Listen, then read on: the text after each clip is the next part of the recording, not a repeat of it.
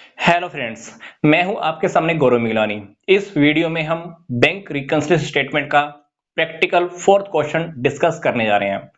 तो question start करने से पहले मैं एक बात फिर से आपको रिपीट कर देता हूं। क्वेश्चन के अंदर हमको सॉल्यूशन के अंदर समाधान के अंदर सिर्फ ये बैंक रिकंसिलिएशन स्टेटमेंट ही शो करनी होती है, जबकि ये दोनों फॉर्मेट जो मैंने आपके सामने बनाए हुए हैं कैश बुक के बैंक कॉलम्स प्लस पासबुक, ये सिर्फ आपकी हेल्प के लिए है ताकि इन दोनों फॉर्मेट की हेल्प से आपको पता चल जाए कि हम बीआरएस के अंदर रियलिटी में कर क्या रहे हैं। ट्रांजैक्शन नंबर 1, पहली बात तो हमको ये क्लियर होना चाहिए क्वेश्चन हम कौन सी डेट को रेडी कर रहे हैं। क्वेश्चन हम रेडी कर रहे हैं 31/12/2014। क्वेश्चन के अंदर जो इक्वेशन दी हुई है उसके अकॉर्डिंग मैं आपको बता रहा हूं। 31 दिसंबर 2014 के अकॉर्डिंग हम क्वेश्चन रेडी कर रहे हैं और उसी डेट को हमने कैश बुक और पासबुक की मैचिंग की होगी। तो उसके अकॉर्डिंग हमको क्या दिखा, debit balance as per cash book. Cash book का हमारे पास डेबिट बैलेंस है 10,000, वो आप यहां पे लिख सकते हैं। तो यहां पर आगे आप लिख देंगे debit balance as per cash book. Transaction number 2, हमने एक चेक इशू किया था 500 रुपए का करण को, बट वो अभी तक पेमेंट के लिए प्रेजेंट ही नहीं हुआ। मान लो मैंने किसी को 500 रुपए का चेक दिया था, तो मेरे को तो ये लगा था ना कि वो पेमेंट मेरे बैंक से निकलवा लेगा। मुझे लगा कि मेरा बैंक बैलेंस कम हो जाएगा, इसलिए मैंने बैंक बैलेंस क्या कर दिया, मेरा माइनस कर दिया। पर रियलिटी में पासबुक से देखने को मिला कि 500 रुपए की तो यहाँ कोई एंट्री है ही नहीं। तो ये 500 रुपए इस डेट को जब आप बीआरएस रेडी कर रहे हो तो क्या करोगे, 500 को वापस प्लस आइटम्स में लिख दोगे, क्योंकि आपका बैंक बैलेंस रियलिटी में माइनस तो हुआ ही नहीं है। कैसे पता चला आपको, पासबुक से। पासबुक में आपकी यहाँ 500 की एंट्री ही नहीं है, क्योंकि आपको तो लगा था कि चला गया 500 नहीं गए, आपको पासबुक से देखने को मिल गया। तो आप क्या कीजिए, बीआरएस के अंदर प्लस कर दीजिए। Transaction number 3, a bill for 700 retired by the bank on our behalf under rebate of 20।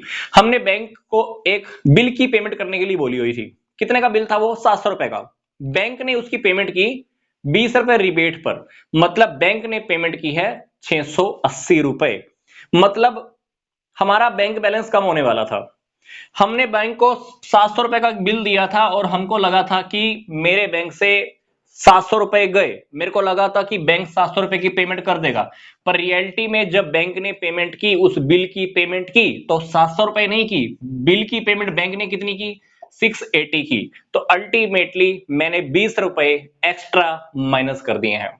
मेरे को लगा था कि 700 रुपए लगेंगे, पर बैंक ने कितने पे किए, 680। तो 20 रुपीज आपको बैंक बैलेंस इंक्रीज करना है, तो 20 रुपीज आप यहां रिप्रेजेंट कर दीजिए प्लस आइटम्स में। आगे देखिए, एक चेक आपने डिपॉजिट कराया था बैंक के अंदर 295 का। आपने मान लो एक चेक दिया था बैंक में 295 का, आपने सोचा था कि आपके अकाउंट में पैसे आ जाएंगे, आपका बैंक बैलेंस 295 से इंक्रीज हो जाएगा। पर रियलिटी में चेक डिसोनर हो गया। बैंक ने बोला, सामने वाला कस्टमर पैसे देने से मना कर गया, या सामने वाले के अकाउंट में पैसे ही नहीं है, तो 295 अब आपको माइनस करना होगा। कहां पे लिखोगे, माइनस आइटम्स में, यहां लिख दीजिए 295। आगे देखिए, मैंने 800 रुपीज बैंक में डिपॉजिट कराए थे और बैंक ने गलती से 80 रुपीज ही लिखे। मैंने बैंक में कितने डिपॉजिट कराए थे, 800, बैंक ने गलती से कितने लिख दिए, 80। तो मेरे को भी क्या करना है, पासबुक के अकॉर्डिंग मैच करना है क्वेश्चन। तो मैंने फालतू रुपए कितने लिख दिए, 720। तो 720 अब आपको माइनस करके दिखाने पड़ेंगे। आपने तो डिपॉजिट किए थे 800, 800, बैंक ने कितने डिपॉजिट किए आपके अकाउंट में, ओनली 80। तो बैंक ने 720 कम डिपॉजिट किए। 720 रुपए आपको बैंक बैलेंस मतलब कम करके ही दिखाना पड़ेगा, क्योंकि आप कैश बुक के अकॉर्डिंग ये तो बना सकते हो, पर पासबुक को छेड़खानी नहीं कर सकते। तो आपको 720 आपको माइनस करना पड़ेगा, वो बात अलग है। अब बैंक जाकर इंफॉर्मेशन दोगे, भाई आपने 720 कम जमा किए, आप कीजिए, कर देंगे, वो बात की बात है। बट आज की डेट पे आपको बैंक रिकंसिलिएशन स्टेटमेंट रेडी करनी पड़ेगी, करेक्ट करना पड़ेगा, दोनों के बैलेंस, कैश बुक का और पासबुक के बैलेंस मैच करने होंगे। आगे बात आती है कि मेरी कैश बुक की जो पेमेंट साइड है उसको मैंने 200 रुपए से कम लिखा हुआ है, 200 रुपए मुझे यहां पर और लिखने हैं।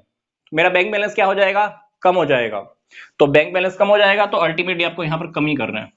तो यहां पे आप 200 रुपए यहां पर लिख दीजिए माइनस आइटम्स में। एक बिल था 1000 रुपए का, जो मैंने बैंक से डिस्काउंट कराया हुआ था नवंबर में, वो बिल क्या हो गया, डिसओनर हो गया है। BRS सॉरी, जब आप चैप्टर रेडी करते हो कौन सा, बिल्स ऑफ एक्सचेंज का, वहां पर ये टॉपिक आपको स्टडी करने को मिल जाता है। जब आप बिल्स डिस्काउंट कराते हो, ये टॉपिक वहां का है, वहां का टॉपिक क्लियर है तो स्टेटमेंट आपको क्लियर हो जाएगी। मैंने बैंक से 1000 रुपए का एक बिल डिस्काउंट कराया था, तो वो चेक, वो बिल अब डिसऑनर हो गया है, तो अल्टीमेटली मुझे बैंक को पेमेंट करनी पड़ेगी, आपका बैंक बैलेंस अब कम हो जाएगा। तो यहां पर अभी 1000 लिख दीजिए, ठीक है। तो मतलब जब मैंने बैंक को दिया था तो समझ लीजिए कि आपको लगा था कि पैसा वगैरह आ जाएगा, रियलिटी में पैसा आया ही नहीं है, वो चेक क्या हो गया, वो बीआर क्या हो गया, डिसऑनर हो गया, तो आपको अपना बैंक बैलेंस अभी कम करके दिखाना पड़ेगा। तो ये था हमारा सिंपल सा क्वेश्चन। इसके बाद आप क्या करेंगे, दोनों की टोटलिंग कर देंगे। टोटलिंग करने के बाद आपको पता चलेगा कि प्लस आइटम्स का टोटल ज्यादा आ गया है, तो यहां पर आपका बैलेंस बच जाएगा 8305, वो बैलेंस हो जाएगा एज पर पासबुक। क्वेश्चन शुरू किया था debit balance as per cash book, last में जब क्वेश्चन का बैलेंस बचेगा उसको आप बुक्स में देख लीजिए, बच जाएगा credit balance as per passbook. तो मिलता हूं मैं आपको नेक्स्ट वीडियो में।